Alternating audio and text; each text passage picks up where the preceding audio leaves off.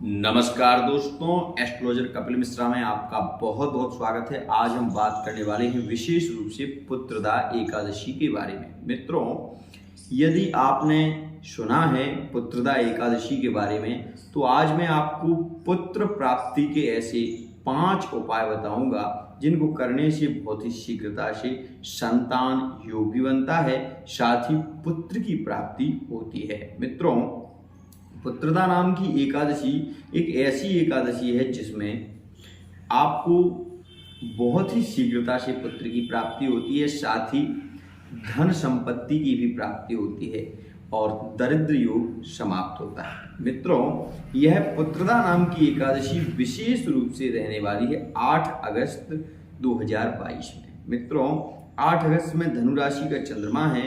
विशेष रूप से एकादशी में सोमवार का दिन रहने वाला है और ज्येष्ठा नाम का इसमें नक्षत्र है। मित्रों, ऐसा पावन पर्व जो कि भगवान भोलेनाथ से भी जुड़ा हुआ है और भगवान श्री नारायण से भी जुड़ा हुआ है, इसीलिए इसको हरि और हर भी कह सकते हैं। मित्रों, हरिहर नाम भगवान के 2 जरूर होते हैं, परंतु नाम एक ही है। हरिहर भगवान नारायण और शिव का एक रूप है। मित्रों, आज मैं आपको एक विशेष मंत्र के बारे में भी बताने वाला हूं, साथ ही आज मैं आपको ये भी बताने वाला हूं कि पुत्रदा नाम की एकादशी का आप व्रत किस प्रकार से रहें। मित्रों, आज के दिन विशेष रूप से यदि आप गोवर्धन वृंदावन जा सकते हैं तो विशेष रूप से जाइए, क्योंकि गोवर्धन में राधा कुंड और कृष्ण कुंड है।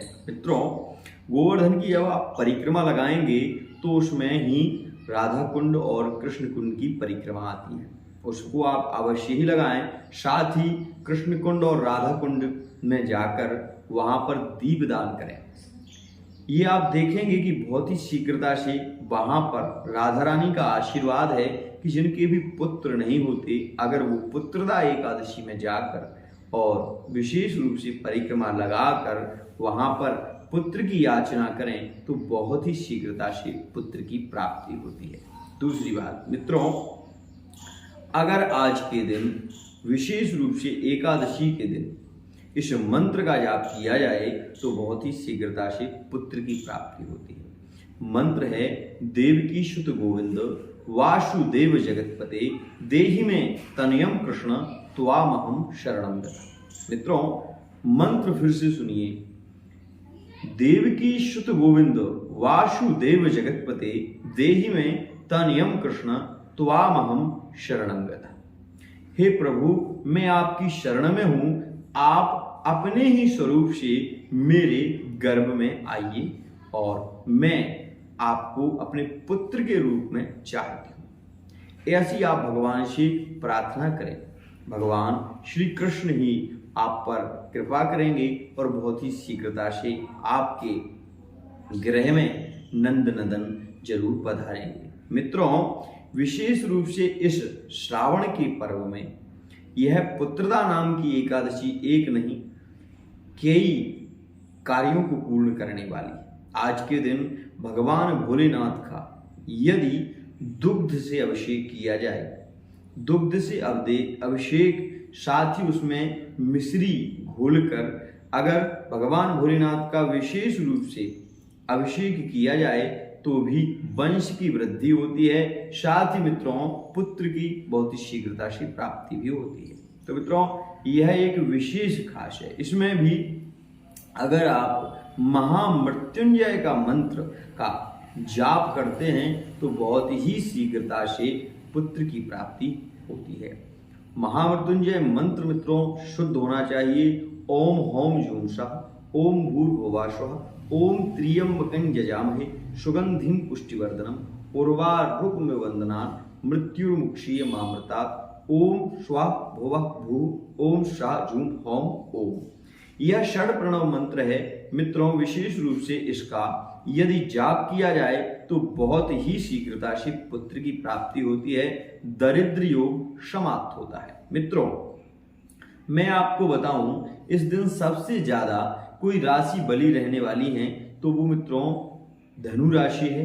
मेष राशि है और सिंह राशि, विशेष रूप से इस दिन ज्यादा प्रभाव इन राशियों का देखा जाएगा। मित्रों, वैसे तो सभी राशियों का विशेष प्रभाव होगा, लेकिन एकादशी के दिन जो भी व्यक्ति पुत्र की कामना से अगर अभिषेक कराना चाहते हैं तो वो हमारे नंबरों पर संपर्क कर सकते हैं। साथ ही मित्रों, आप विशेष रूप से हमारे डिस्क्रिप्शन में नंबर दिए गए हैं, उनसे भी आप संपर्क कर सकते हैं और विशेष रूप से भगवान भोलेनाथ का अभिषेक करा सकते हैं। मित्रों, मैं आपको बताऊं, यदि धन की इच्छा है, धन वृद्धि की कामना है, तो गन्ने के रस से भगवान भोलेनाथ का अभिषेक बहुत ही लाभकारी होता है।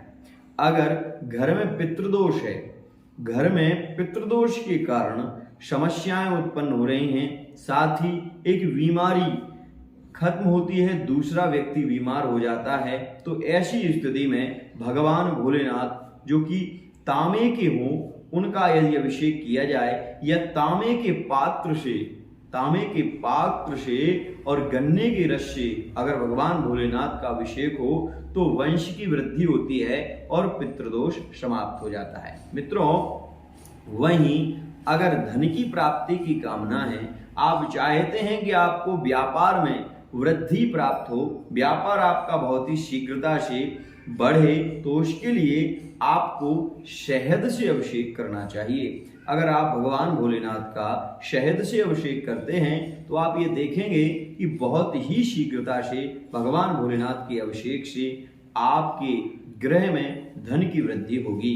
मित्रों, मैं बता दूं कि अगर सभी कामनाओं का शमन कर दें तो अकामः सर्व कामो वा मोक्ष काम उदारदी तीव्रेण भक्ति योगेन यजेत पुरुषं परम। अगर कोई कामना ना हो और कामना से रहित होकर भगवान भोलेनाथ का अभिषेक किया जाए तो हर कामना की पूर्ति होती है।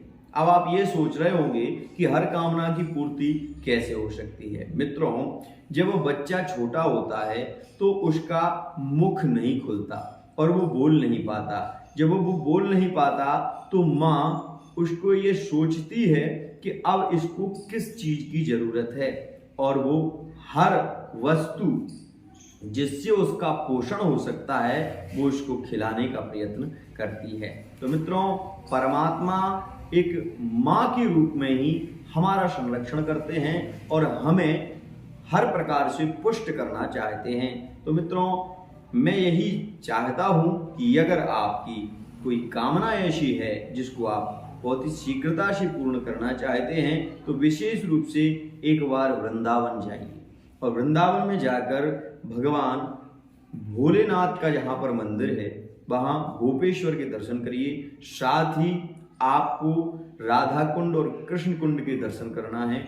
वहाँ पर आप ये देखेंगे कि वहाँ पर पुत्र की कामना से आप अगर जाएं और गोवर्धन की परिक्रमा लगाएं तो गोवर्धन नाथ आपको पुत्र अवश्य ही देंगे। इस बात का विश्वास रखिए। मित्रों, कई ऐसे लोग हैं जिनके विवाह में बाधा आ रही थी, विवाह नहीं हो रहा था, भगवान भोलेनाथ की कृपा से, साथ ही वहां पर गिरिराज जी का आशीर्वाद है।